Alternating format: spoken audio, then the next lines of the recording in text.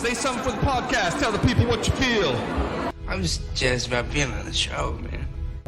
You are listening to The Objective Jerk, where objectiveness is the objective, and I am said jerk. So you guys tracking this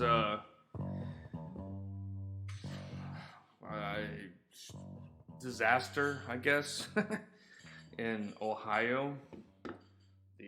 The train derailment that, was releasing a bunch of chemicals, and the only way to basically clean it up was to do a control burn. So it was burning. I don't know if it's still burning. I think it is.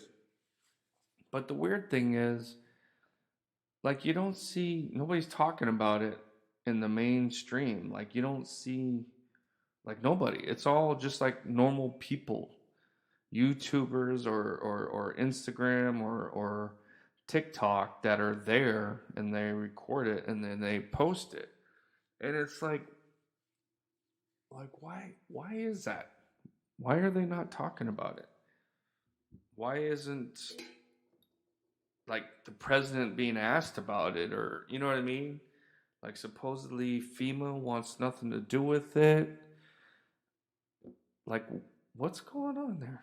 It's just weird, And there's a bunch of other train derailments that have gone on, in Michigan, and it's, which, train derailments happen a lot more often than people realize. It's just, they're not as catastrophic as this one is. They just cost some money or whatever, and damages and, stuff like that. But, I was never near one when it happened. My father was an engineer. I don't think he was ever on a train that was derailed. God, I kind of wish he was alive so I can kind of ask him about it, get his perspective on it. But so I guess it's not that common, but it is more common than people think. But still, this whole situation is just weird, I don't know, man. It's insane. And it is putting so much poison into the ecosystem there, the water, the land, the air, everything. It's going to ruin, I don't know. It's going to end up, they say it's as worse as Chernobyl is. So people are going to move away from there, and it's going to become a ghost town. But you know what's even more crazier? Is I just learned that there was a book, or there is a book called White Noise. And it depicts a town where a train derailment happens, and the same thing and how the whole, community and the city's affected, and just all the crap they go through, right? And so then Netflix makes this book, White Noise, into a movie, right? And this movie, I haven't seen it. Now I kind of want to check it out, but it's on Netflix. It's called White Noise. I guess it's been on there for 6 months or something. Maybe it's just not available over here for me in the Philippines, because I'm I would have thought I would have saw that. But anyway, so Netflix is owned by a company, and I forgot to pull it up quick. Hold on, sorry. So I saw this, and I thought was crazy. Hold on. Or the part owner, there might be multiple people, not just a single owner. But let's see. Netflix. See, there's, I think it's got like a few people who are invested in it. I wanted to get the name. All right, let's see. Sorry. Now here you are listening to me read again. Good job, jerk. Anyway, whatever. I'm not gonna.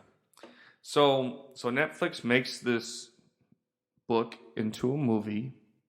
So in the book, it was in a different state and town or a made up one. I'm not sure. But for um, the movie on Netflix, they picked a town in Ohio that's close to where this actual disaster happened. So close that many people that live in this town that are going through this disaster right now were extras for this movie.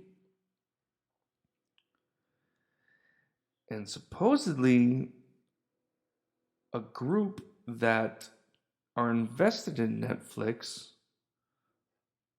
are also invested in that train that derailed. So it's like, what?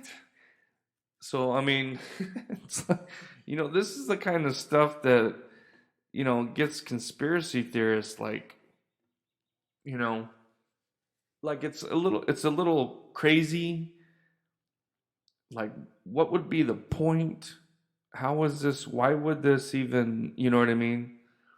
But still, you have to sit there and think, like, this is insane. Like, the coincidences are crazy. You know what I mean? Like, it's almost too much.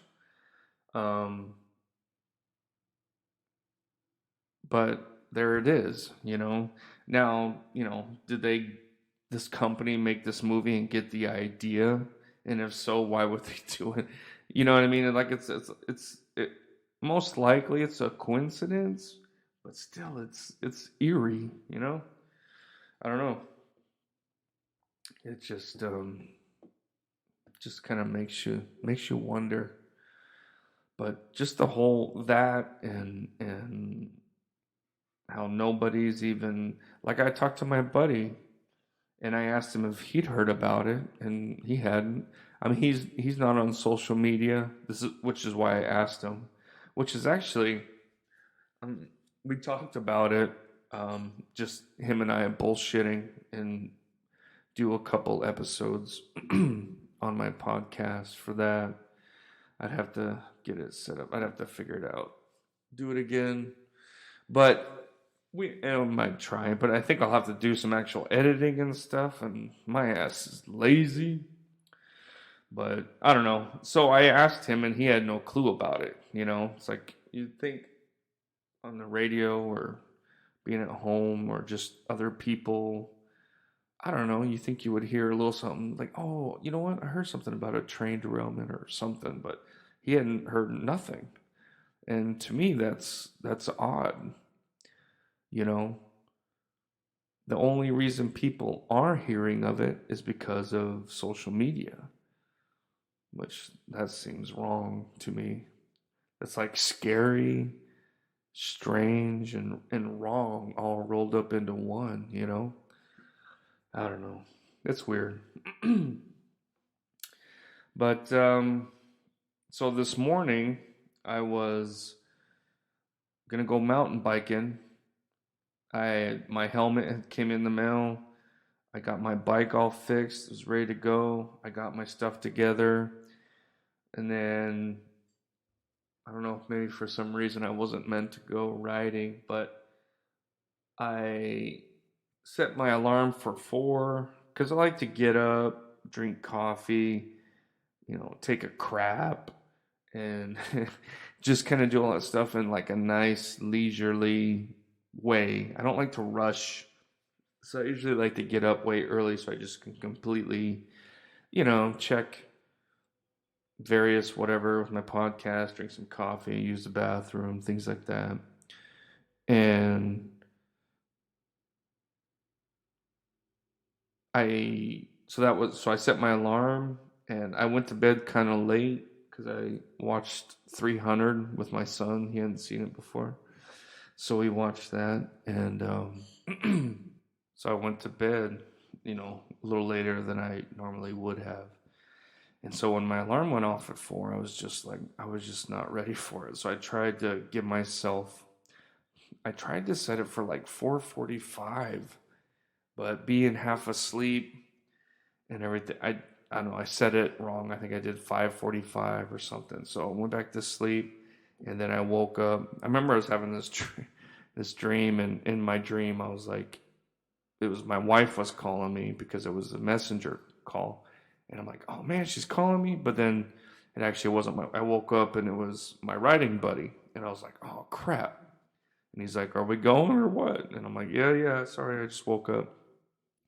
So there I am, rushing to get ready, just like I don't like to do. And the tires on my bike are flat. I'm like, what the fuck? First, and then I just immediately just was really pissed off. I was mad at myself for not checking, because I was just like, I just got it all done, so I just, assumed they would be good to go. But so they were flat, which I was like, okay, it's annoying, but I'll put air in it, whatever. So then I bring everything out to the front. I turn on my compressor. My rear tire fills up, but for some reason the front will not. Like I can hear air escaping. Like it won't. The bead won't, not bead. Yeah, right. The bead, the tire bead or whatever. It doesn't. It won't seat. So it's like it won't seal up and close and fill up with air. And I'm pushing on and doing. So then now this is like 20, 30 minutes, and I'm just like, fuck it. So at this point, I'm really pissed because I just paid to have it fixed and added, you know what I mean? So I'm thinking they didn't add enough slime, because I run tubeless tires, so there's no tubes. But you have to have the tire slime in there, which, sloshes. So as your tire roll, you're riding your bike, it's in there and it's sloshing around, and if you puncture it, it goes and immediately will plug it, and but I think they didn't put enough of the fluid, and they both went flat for some reason. So I don't know. I'm gonna ask them to put new valves in, because I think I don't know. It's just annoying. So at this point, I was just like, F this. I know I've already said the F word, but I'm still trying. The tire, it's just getting me more pissed off, and I'm like, I need to bring it in. So it's actually at 10 o'clock. Around 10, I'm going to bring it in, and be like, hey, you need to fix this for nothing, because I paid. I don't know. I was so mad earlier. I told my wife, you got to go with me because I'm pissed off. So that happened. And then I just kind of start going about my morning. And I'm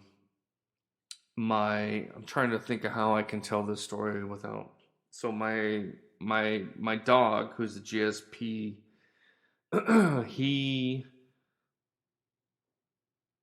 the dogs are in the front yard, and he likes to come in the house, but we have some cats, and I know he's peed on stuff in the house, marking his territory. What is going on? Oh. Hello? Dude, there's something going on. I've been having issues lately. I don't know do I need an update for... I use GarageBand to record my stuff. I don't know what is going on. Hold on, is it?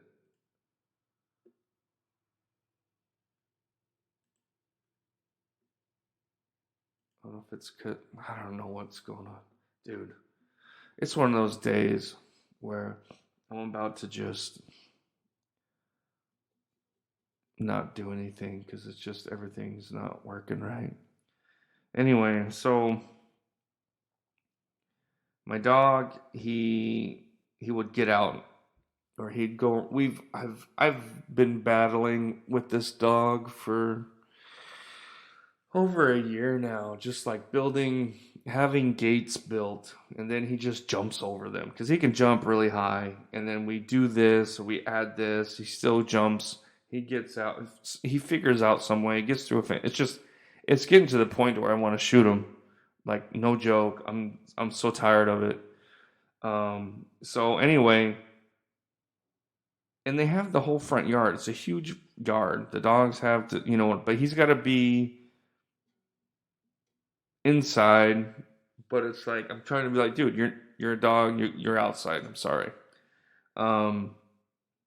Anyway, so he has figured a way to jump. He's jumping over the front gate somewhere because there's no holes. And then he runs around and jumps up into the backyard. And usually, so then he comes through like from the backyard. The backyard is small. And he comes through like where we do laundry. And he comes through into like what they call a dirty kitchen. But we don't use it for a kitchen. It's just like a storage, laundry, folding, hanging, whatever. But the door from the kitchen to this room is usually open. So the cats come and go and stuff like that. And so then he gets inside, So like I could be recording a podcast like I am now, and I go walking out, and all of a sudden he's sitting on the couch in the living room, and I'm just like, so that's kind of what the way it is. So finally, I had a piece of like corrugated, galvanized, like kind of not corrugated, but galvanized like roofing. It's like it's like wavy. You know what I mean? Anyway, so I put a piece on the gate that's there in the back, so I could shut the gate because I was shutting the gate, but he would just jump over that gate too. So it's just like Jesus. So finally, I put this on there. So now he has no way to get in. So yesterday, and he's actually been in the front for a while.